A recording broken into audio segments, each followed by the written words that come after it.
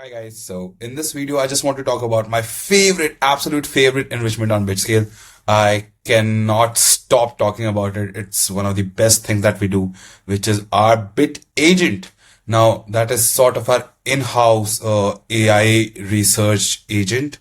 So I can talk a little bit about it, but I think showing it would be better. But basically, all it does is if you just give it some directions, simple prompts about something that you want to know, or maybe if there's a specific data point that you want to find across multiple companies or multiple personas, you can maintain separate prompts with those values as placeholders, and BitAgent can find that information. So basically, anything that is publicly available information on Google, wherever, BitAgent can find it with the actual procedure of how it found that information. So you can be sure that the information that you're getting is not hallucinated, it is accurate, and it has actual backlog tracking of how it found that information. All right, enough. I'll just show you how the BitAgent operates. Just click on enrichment here, go to web search, and you'll see the BitAgent right here.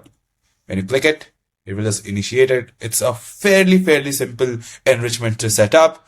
All you really need to do is just put in your ask. So what do you want to find out? So I just want to find out how much revenue did at company name book in 2025.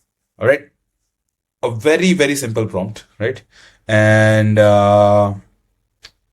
the next step would usually be setting up an output format. Now, if you just put in the prompt and run it, you will find the information, but it is always recommended to set up output format. In that way, the information that you're getting is extremely structured. And if you want to have any kind of subsequent steps in your workflow, which is acting upon the data which is received from this enrichment, then that structured response is super helpful. And you don't even need to overcomplicate this. Just from the prompt context, you can just click on use AI and it would automatically decide what kind of data points would you be looking for. Like for example, the company name and revenue 2025. Okay, these are majorly I was just asking for revenue, and so that I can reference it against the company, it is pulling both of those informations. So perfect. Now I just save this and I run for the first 10 rows. All right, so we have the responses. We'll just open one of these, work revenue 2025, and you would notice there's this response section called steps. So this is actually the reasoning of how it was able to find that data and the sites it visited. So you can be sure that the information that you're getting is as accurate as possible. And yeah, we have all of these data points available. For some of these, I don't think it was able to find it. Right. Since it was not able to find accurate information for Hugging Face in 2025, it did not just create value. It gave us the reasoning that it did find the confirmed revenue for 2024 as 130.1 million, but it was not able to find confirmed revenue for 2025. So it did not create any value. It did not hallucinate. It just showed us that I was not able to find it. So you can actually count on it for accuracy, which is extremely rare in this era of AI agents, very honestly. Okay, next, this is how the entire BitAgent works.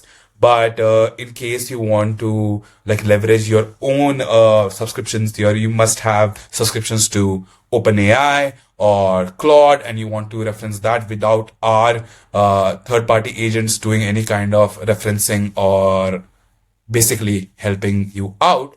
You can still use this architecture, going to tweak, going to BitAgent Advanced and clicking on BitAgent Bring Your Own API. Just click on that and then select whichever account that you have set up, or you can simply click on Add Account and it will take you to the bridge where you can create the integration. So OpenAI, put in your OpenAI key, click on verify. I don't have an OpenAI key with me, very honestly, so I can't show you this completely, but this is also something that you can do. And once you're done, just select the OpenAI model that you want to use instead of our internal models. And then you can technically use the BitAgent for free. So that is also something that you guys can utilize. And yeah, this is very simple to set up. All you need is what you want to know. And if you're able to write that in extremely simple statements, you can find any information that you want. All right. If you have any questions, reach out to us. Cheers. Bye.